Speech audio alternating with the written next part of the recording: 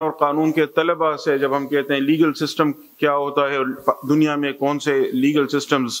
اس وقت رائج ہیں، تو عام طور پر قانون کی نصابی کتب میں دو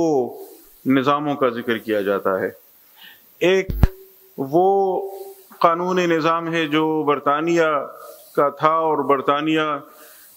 نے جن ممالک پر قبضہ کیا اور وہاں اپنا قانونی نظام رائج کیا، تو برطانیہ کے جانے کے بعد بھی وہ نظام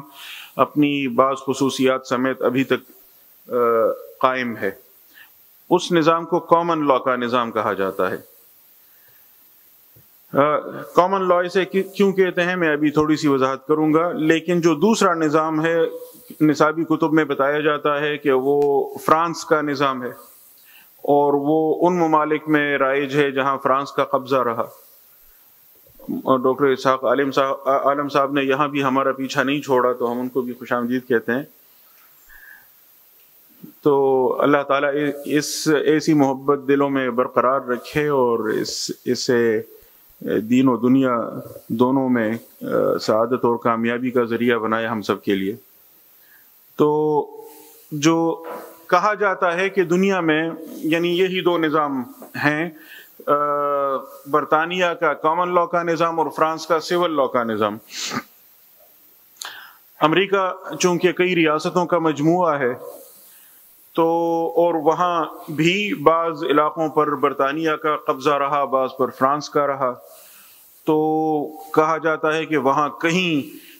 کامن لا کا نظام چل رہا ہے، کہیں سول لا کا، کہیں دونوں کا باہم ایک قسم کا ملغوبہ بنا ہوا ہے۔ اس ساری بحث میں قانون کے طلباء کو یہ نہیں بتایا جاتا کہ 1000 سال سے زیادہ کے عرصے تک دنیا کے ایک بہت بڑے حصے پر مسلمانوں کا قانونی نظام رائج رہا، تو وہ کیا تھا۔ اور ظاہر ہے جب بتایا نہیں جاتا تو لوگ یہ فرض کرتے ہیں کہ سرے سے کوئی نظام تھا ہی نہیں، اور وہی قانون کے طلباء پھر بعد میں وکیل بنتے ہیں، پھر جج بنتے ہیں، پھر ہائی کورٹ، پھر سپریم کورٹ تک پہنچتے ہیں اس مفروضے سمیت کہ مسلمانوں کا تو کوئی قانونی نظام تھا ہی نہیں۔ اور جب بھی یعنی مستشرقین نے اگر اس موضوع پر کام کیا بھی ہے تو مسلمانوں کے نظام کو ایک طرح سے یوں کہیں کہ تضحیک کا ذریعہ بنایا ہوا ہے۔ عام طور پر اس طرح کی تراکیب استعمال کی جاتی ہیں ان کے ہاں ان کی کتابوں میں، قاضی انڈر دا پام ٹری، کہ بس کھجور کے درخت کے نیچے قاضی بیٹھا ہوا ہے اور بندہ آیا اور اس نے آ کے دعویٰ پیش کیا، اس نے کھڑے کھڑے فیصلہ سنا دیا اور بس بات ختم ہو گئی، نہ کوئی قانون ہے نہ کوئی ضابطہ ہے، جو اس کی سمجھ میں آیا تو گویا کوئی سسٹم نہیں تھا۔ اور جو اس کے برعکس برطانیہ نے یہ کیا یا فرانس نے وہ کیا، تو ایک پیچیدہ تفصیلی نظام ہے، اور معاصر دنیا میں جو بہت زیادہ پیچیدہ مسائل ہیں تو ان سے نمٹنے کے لیے ہمیں اسی طرف دیکھنا ہوگا۔ یہ تاثر کے ساتھ لوگ جاتے ہیں۔ پھر جب ان کے سامنے اسلامی قانون کی اور اسلامی نظام کی تفصیلات آتی ہیں تو ظاہر حیرت میں مبتلا رہتے ہیں۔ کچھ تو اس مقام حیرت سے آگے کا سفر طے کر لیتے ہیں، کچھ وہیں رہ جاتے ہیں۔ اچھا، اس کے ساتھ ایک اور بھی مسئلہ اسلامی نظام پر یا اسلامی قانون پر کام کرنے والوں کے لیے مابعد استعمار دور میں بالخصوص پیدا ہوا، وہ یہ کہ مثال کے طور پر بر صغیر کی اگر ہم بات کریں تو انگریزوں نے یہاں تقریباً 200 سال حکومت کی، بالخصوص جو آخری 90 سال تھے 1857 سے 1947 تک، تو اس میں انہوں نے بہت سارے قوانین تبدیل کیے، مسلمانوں کا نظام سارا تلپٹ کر کے رکھ دیا جو یہاں پہلے سے موجود تھا، اپنے قوانین جبراً نافذ کیے، اور جب جا رہے تھے تو وہی سارا ورثہ چھوڑ کے چلے گئے۔ اب جب ہم نے یہاں پاکستان جیسے ملک میں اسلامی قانون یا اسلامی نظام کی بات کی تو ہمارے سامنے وہ تراث کی کتب میں، فقہ کی کتب میں جو اسلامی قانون کی جزیات اور تفصیلات موجود تھیں وہ تو موجود تھیں، اللہ تعالیٰ فقہائے کرام کو بہترین اجر سے نوازے، کہ ان کی کوشش سے اسلامی قانون کا، اسلامی شریعت کا یہ حصہ تو محفوظ رہا، اور استعمار کے دور میں جبر اور ظلم کے باوجود علماء کرام نے اس ورثے کی حفاظت کی اور وہ اگلی نسلوں کو منتقل ہوا۔ لیکن وہ نظام جو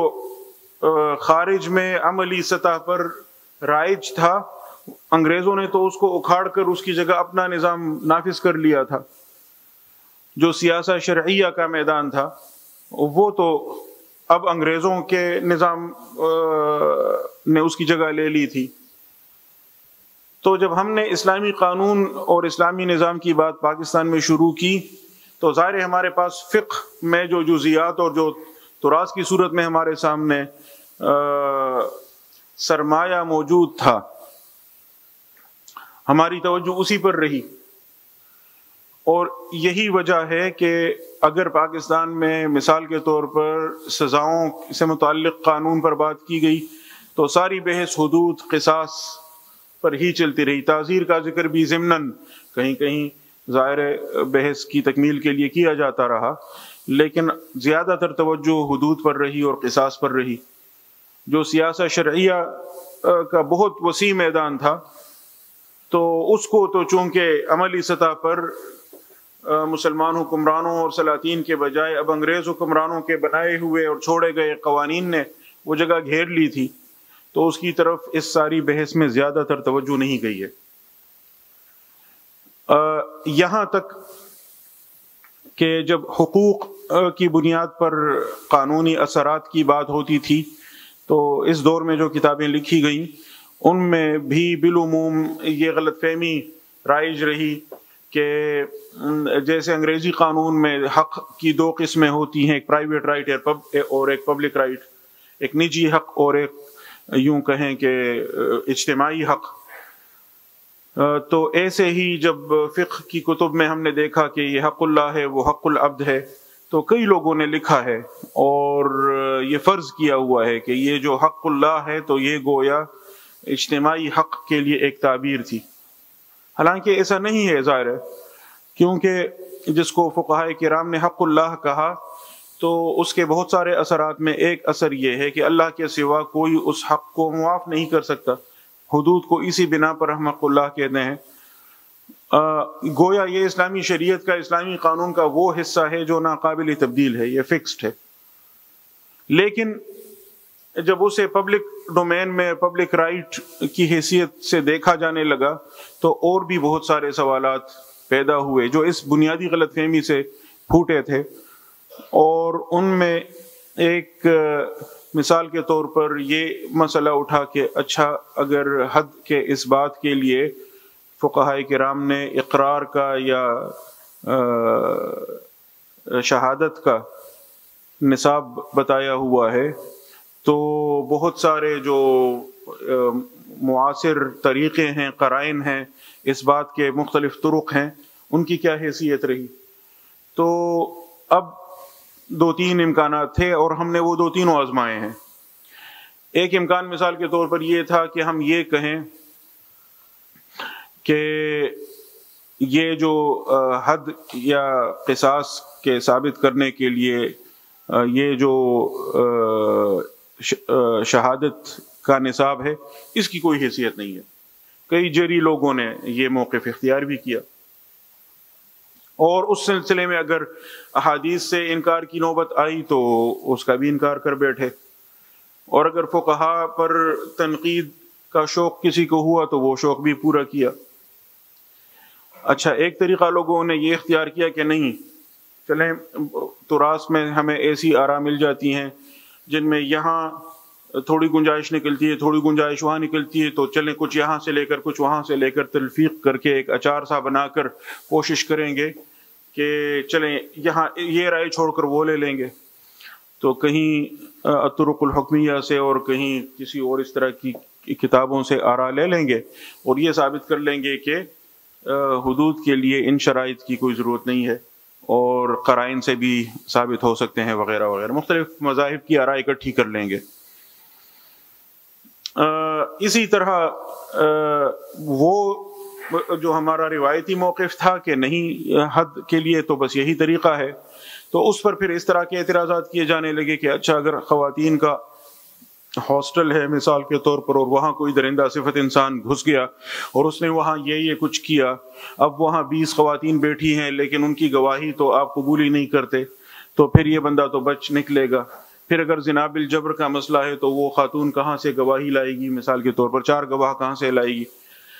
یہ ساری چیزیں اس اصل میں بنیادی جو پہلا قدم غلط رکھا گیا تھا، تو تاثریا میر اور دیوار کج والا معاملہ چلتا رہا۔